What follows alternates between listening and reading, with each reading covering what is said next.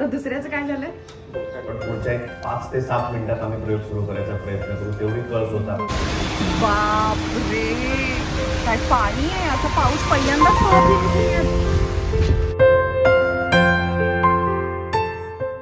इडलीचं पीठ इतकं छान फुगलं आहे ना की बघू शकता की माझा किचन ओटा त्याने खराब केला आहे.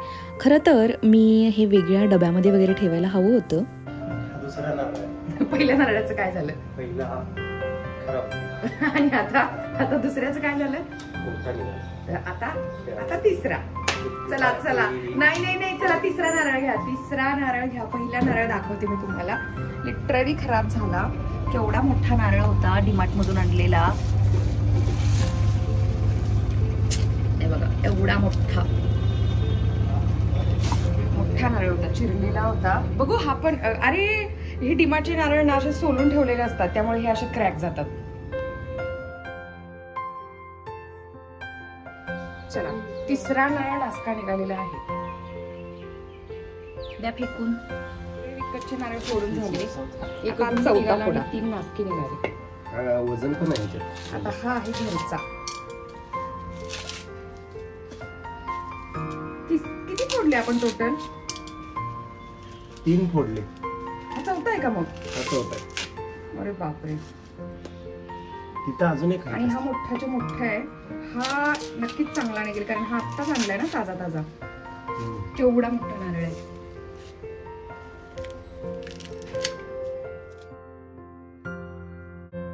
फायनली चांगला नारळ निघतोय. वाव, पाणी पण भरपूर आहे. आणि हा आहे माझ्या माहेरचा नारळ. आईने तुम्हाला ऑफर चांगली दिली होती, तुम्ही घेतली नाही. की तुमचं तुम्ही मला किती पण केसर काढा आणि घेऊन जाणार, किती घेऊन जायचं तेवढं. शेवटी देव पावलेला आहे, माहेरचा देव पावलेला आहे. तर माझ्या लाडक्या सख्यांनो, माझी इडली बनवण्याची पद्धत दाखवता मला तुम्हाला इकडे आज एक प्रेरणादायी गोष्ट शेअर करायची आहे, जी मला खूप आवडली, खूप रिलेट झाली. म्हटलं चला तुमच्यासोबत शेअर करूया. तुमच्यापैकी कदाचित बऱ्याच जणींना ही माहितीसुद्धा असेल, आणि जर माहिती नसेल तर ती माझ्या थ्रू माहिती होईल. ही गोष्ट आहे एका बिल्डर आणि मॅनेजरची. तर एक बिल्डर असतो आणि त्याच्या हाताखाली काम करणारा एक मॅनेजर असतो, जो आता ना वयस्कर झालेला असतो आणि त्याला कामातून रिटायरमेंट हवी असते. म्हणून तो मॅनेजर एक दिवस बिल्डरकडे जातो आणि बोलतो की बॉस, मला आता काम सोडायचे आहे, मला कामातून रिटायरमेंट घ्यायची आहे आणि माझं उरलेलं आयुष्य मला आता माझ्या मुलांसोबत, मुलांच्या मुलांसोबत म्हणजेच नातवंडांसोबत निवांत घालवायचे आहे. त्यावर तो बिल्डर बोलतो की ठीक आहे, तू जा खुशाल काम सोडून, पण जाण्या अगोदर एक शेवटचे काम होते. हा शेवटचा प्रोजेक्ट म्हणजेच हे एक घर बांधायचे आहे, ते बांधून जा. हा शेवटचा प्रोजेक्ट कंप्लीट करून जा. त्यावर तो बिचारा मॅनेजर नाही बोलू शकला नाही. इतके दिवस काम करूनही बिल्डर आपल्याला अजून थांबवत आहे, म्हणून तो नाराज झाला आणि ठीक आहे म्हणाला. आता अगदी मनाविरुद्ध मॅनेजरने काम करायला सुरुवात केली. कंपनीमध्ये नाही का एखादा एम्प्लॉई रिझाईन करतो आणि त्याचा शेवटचा नोटीस पिरियड सुरू होतो, तेव्हा तो एम्प्लॉई खरं तर मनापासून काम करत नसतो, फक्त तो नोटीस पिरियड पूर्ण करायचा आहे म्हणून येत असतो. तर तसे काहीसे या मॅनेजरच्या बाबतीत झालेले असते. तो कसे बसे तो शेवटचा प्रोजेक्ट कंप्लीट करतो, म्हणजेच ते शेवटचं घर बांधून पूर्ण करतो आणि शेवटी बिल्डरकडे निरोप घ्यायला जातो. तेव्हा बिल्डर जाऊन ते शेवटचे घर पाहतो की कसे बांधले आहे. तर काय आश्चर्य वाटतं बिल्डरला की ज्या मॅनेजरने आजपर्यंत खूप छान छान घरं बांधून दिली होती, त्याने हे शेवटचे घर मात्र वेडं वाकडं अगदी कसं तरीच बांधलं होतं. म्हणजेच इतके काही चांगले बांधले नव्हते, कारण मॅनेजरनी ते मनापासून बांधलेच नव्हते. हे शेवटचे काम अगदी मनाविरुद्ध त्याने पूर्ण केलेले होते. बिल्डर त्या मॅनेजरच्या जवळ जातो आणि त्याला त्या शेवटच्या घराची किल्ली देतो आणि सांगतो की हे घर मी तुझ्यासाठीच बनवत होतो. हे ऐकताच मात्र मॅनेजरच्या पायाखालची जमीनच सरकते. त्याला खूप वाईट वाटतं की आपण मन लावून पूर्वीसारखे काम केले असते तर बरं झालं असतं, आणि हेच जर आपल्याला अगोदर माहीत असते तर आपण खूप छान घर बांधले असते. पण आता खंत करून काहीच उपयोग नव्हता. वेळ हातातून निघून गेली होती आणि ते वेडेवाकडे घर आता त्याला मिळाले होते. आपल्या आयुष्यामध्ये सुद्धा असेच होत आहे. रोज आपण येणाऱ्या नवीन दिवशी एक एक वीट जोडत आहोत आणि आपले घर म्हणजेच आपलं भविष्य रचत आहोत, घडवत आहोत. पण आपण कधी कधी हे विसरतो ना की आपण आज जे काही करत आहोत त्यामधून आपण आपलेच भविष्य घडवणार आहोत. आणि म्हणून मी आणि माझ्या मैत्रिणींनो आपण सर्वांनीच अगदी मन लावून मनापासून आनंदाने आपले आजचे काम केले पाहिजे. त्यामधूनच आपले सुंदर असे वर्तमान आणि भविष्यकाळ बनणार आहे आणि घडणार आहे. इतर लोक आपल्याला काय बोलतील काय नाही याचा विचार करण्यापेक्षा येणारा प्रत्येक क्षण अगदी भरभरून जगा, आनंदाने जगा. कारण काहीही केलं तरी दुनिया ही नावच ठेवते. कशी वाटली ही स्टोरी नक्की सांगा. आणि आजची इडली आणि इडलीची चटणी खरंच खूप टेस्टी झाली होती. सगळ्यांनी खूप अगदी मनापासून एन्जॉय केली. दुपारचे 11:15 होत आहेत आणि ब्रेकफास्ट आणि जेवण म्हणजे ब्रंच होतं आजचं एक्झॅक्टली. कारण दुसरा काहीच स्वयंपाक नव्हता. सकाळी चहा खारी अगदी लवकर आणि त्यानंतर पुन्हा 11-11:30च्या दरम्यानचा हा आमचा ब्रेकफास्ट इडली, जसं की मी तुमच्यासोबत शेअर केली. आणि ना आम्ही लाईफ मध्ये काय आहोत फर्स्ट टाइम चाललोय नाटक बघायला. नाटक तर घरी जे बायको नाटक करते ना त्या नाटकाला तर अहो कंटाळलेत आणि त्यांना ना काहीतरी नवीन पाहायचंय. दुसऱ्याच्या बायकोचं नाटक बघायला. येस, दुसऱ्याच्या बायको आणि नवरा, दुसऱ्या नवरा बायकोंचं नाटक बघायला आम्ही चाललोय.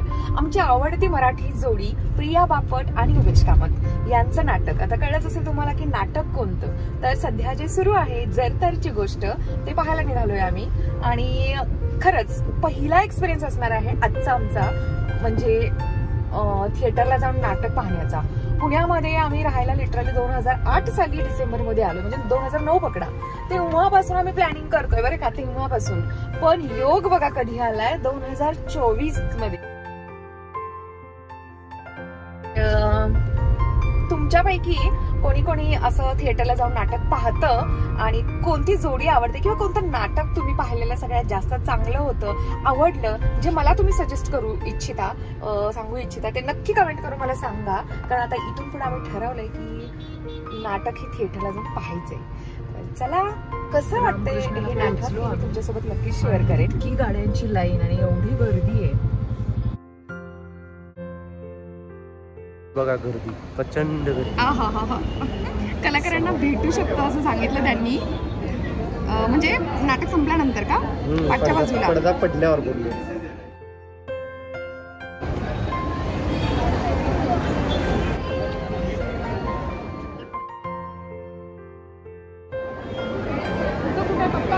एवढी गर्दी पहिल्यांदा पाहिली. बरोबर आहे, नाटक सुद्धा पहिल्यांदाच पाहतोय. आणि गरम झालं, पाऊस नाही एकतर इकडे.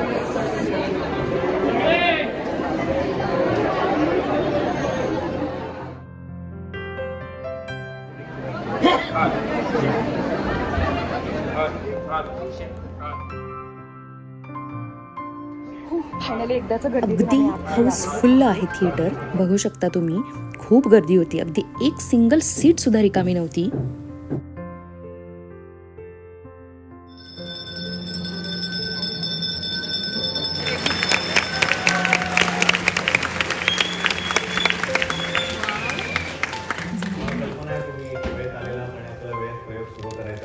पण आधीचा जो कार्यक्रम होता तो 10:30ला संपणं अपेक्षित होता, तो 11:45ला संपला. त्यामुळे आमच्या हातात स्टेज 11:45ला मिळालं. त्यामुळे थोडा वेळ लागतो आहे, पण पुढच्या 5 ते 7 मिनिटात आम्ही प्रयोग सुरू करायचा प्रयत्न करू. तेवढी कळस होता. Thank you so much. Thank you.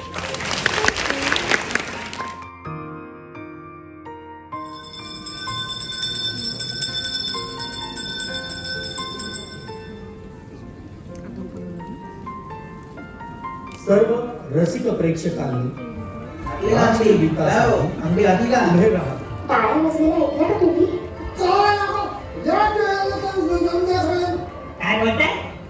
राधाची Paithani सुंदर आहे. येवल्यावरून आणली वाटतं. काय येवल्या तेवल्यावर तुमच्या बायकांचं चालू असतं. अगदी पाहिली का, माझा चॉईस आहे. लक्ष्मी नारायणाचा जोड आहे.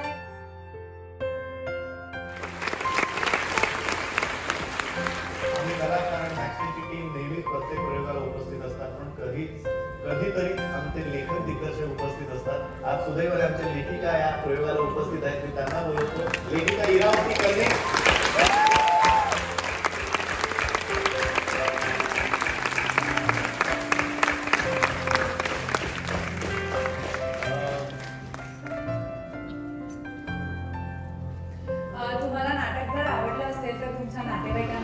आणि जेव्हा नाटक पाहायला आलो ना इतकं गरम होत होतं, अस्वस्थ झाला होता माझा जीव. आणि अहो बोललेच की आता ना आपण नाटक संपून बाहेर यायच तोपर्यंत मुसळधार पाऊस यायला हवा. आणि इतका मुसळधार पाऊस खरंच चालू झालेला आहे की विजांचा कडकडाट, म्हणजे लिटरली ना सगळे उभे आहेत तिकडे, कॅब वगैरे बोलावतायत आतमध्ये. वाव, केवढा मुसळधार पाऊस आहे, खतरनाक भारी. अहो भिजलात फार तुम्ही? कसली वीज कडकडते पुण्याला पाऊस चालू झालेला आहे. खूप असं छान आज पाऊस पडतोय आणि असा मोठा पाऊस या वर्षीचा मी हा पहिलाच पाहतीये. आणि नाटकाबद्दल जर का बोलायचं झालं तर आहा काय मस्त नाटक होतं आणि काय क्यूट दिसत आहेत दोघंही, प्रिया बापट आणि उमेश कामत, आमची फेवरेट जोडी. आणि खरंच खूप भारी दिसत आहेत. उमेश कामत तर वयाच्या मनाने फारच यंग दिसतोय, दोरा गोमताय अगदी. आणि प्रिया सुद्धा छान वाटलं, पैसा वसूल आहे. बघा नक्की मैत्रिणींनो, जर का पाहिलं नसेल अजून तुम्ही. बाप रे, काय पाणी झालंय रोडवर, भयानक पाऊस पडतोय, भयानक.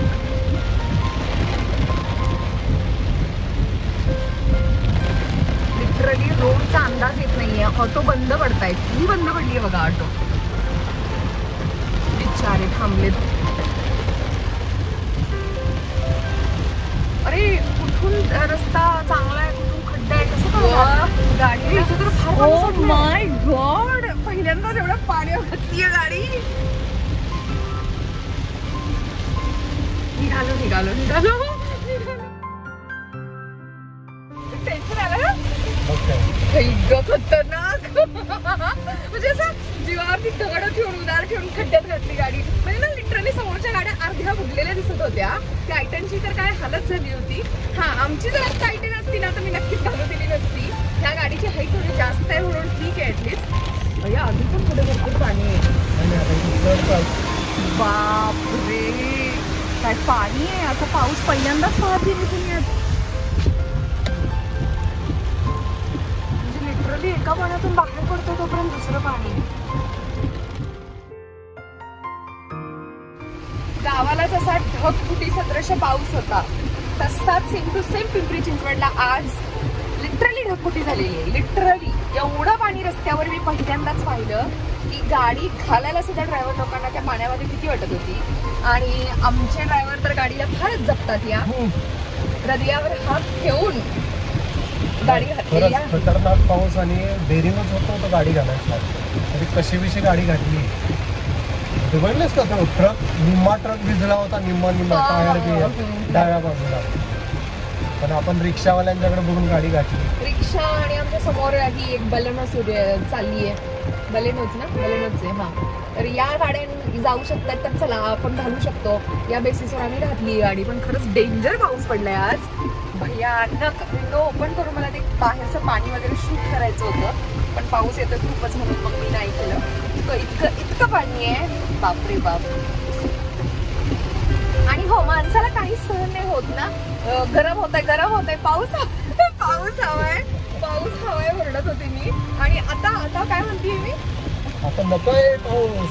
नाही, आता मी घरी असते आणि छान माझ्या सोफ्यावर बसून मस्त गरम चहा पित असते. निसर्गाने ठरवलं की निसर्ग काहीही करू शकतो. आणि चला मग आता जाऊया. आम्ही खूप काही ठरवलं होतं की लवकर परत आल्यानंतर मला ना नारळाची बर्फी बनवायची, म्हणजे खोबऱ्याची. मला नाही वाटत आता ती जमेल. इकडेच खूप सारा वेळ गेला आमचा आज. लो लाईन एरिया होता ना चिंचवडचा, हे वरती आहे. वरचं सगळं पाणी तिकडे जातं. पोहोचलो, आमच्या सोसायटीमध्ये पोहोचलो. गाडीत झुकली ती. अरे तुझं काय चाललंय? तुम्ही झाडांकडे कशाला बघत बसलाय? गाडी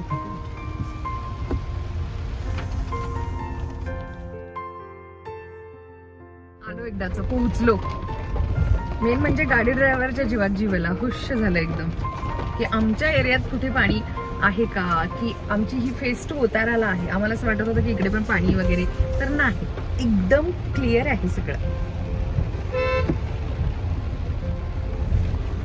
कधी कधीही आठवडाभर बाहेर न पडणारी मी नेमका आजच्याच दिवशी बाहेर पडून पावसात अडकून बसली, मेन म्हणजे पाण्यात. अशा मुसळधार पावसामध्ये आणि साचलेल्या पाण्यामध्ये सुद्धा दूध घ्यायला येणाऱ्यांची गर्दी बघा. चला, याच नोटवरती मी आजचा व्हिडिओ इकडेच एंड करते. पुन्हा भेटेन लवकरच एका नवीन व्हिडिओमध्ये. तोपर्यंत छान मस्त मजेत राहा, स्वतःची आणि स्वतःच्या कुटुंबाची काळजी घेत राहा. बाय.